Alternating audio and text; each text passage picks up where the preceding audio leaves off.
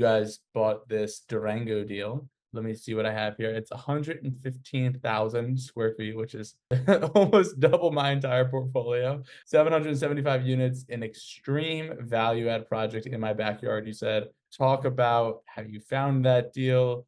Give us the whole full story there. Yeah, so this one is like if you live in Durango, you know the property. It's very like physically very prominent. It sits up on a hillside above the river, kind of across the river from the main highway that comes into town. And so it's hard to miss. Like everybody know if you say its name in Durango, everybody knows the property that you're referring to.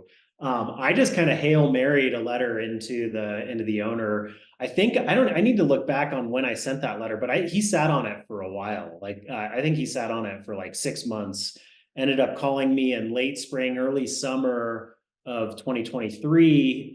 And he was interested in selling. He had private equity breathing down his neck. It's an institutional quality property. But he built this thing. I mean, his story is pretty interesting. He was a big developer. He developed one of the largest, newest neighborhoods in Durango, and was initially really successful with that, but then lost everything, almost everything he had, with the exception of the storage property in the 2008 2009 financial crisis. And so he was a successful residential developer, took some of the proceeds from that and started building this storage property.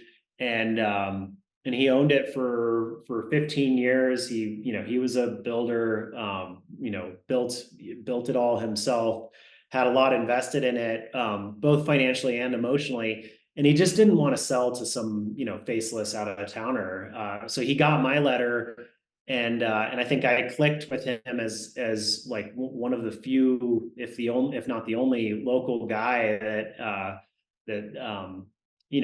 could take this on. And I think in that letter, my letters have sort of changed over time, and now I kind of have a little bit more to say in how I make transactions easy for owners. And I think he saw that and was like, okay, I think this guy could actually be a legitimate buyer. So we started talking. The price he gave me, which was $12 million, was crazy. I think I was prepared to pay like 7 or 8, but I ran the numbers, and like his revenue was and net operating income was crazy low. Like the $12 million, based on his net income, I think he was generating 350,000 in net income. So it was like a 2.9% cap rate, which is crazy.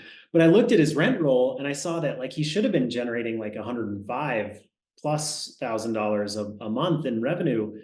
And so I knew something was wrong. And I ran my model, increasing prices a bit. I have much lower costs than he had.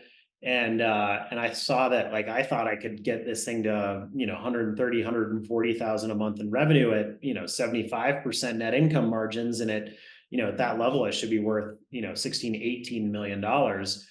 And so, I just, a lot of things went my way. Luckily, I have a very supportive and understanding bank who's got a lot of confidence based on my track record. And so I got them to loan me $6 million. And then I got the seller, to carry $5 million at 4% for 5 years. So it all lined up, and I was able to close that deal. And so I closed on it in late October on Halloween of last year.